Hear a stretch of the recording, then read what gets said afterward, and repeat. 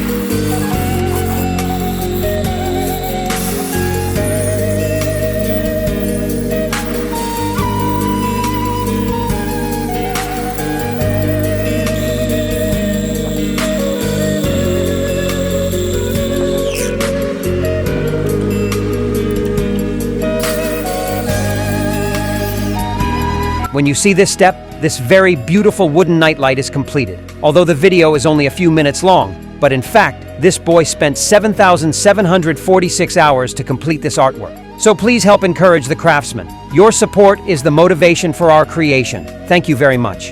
Can you rate this wooden nightlight? If the full score is 100, how many points would you give? Please leave a comment. See you next time.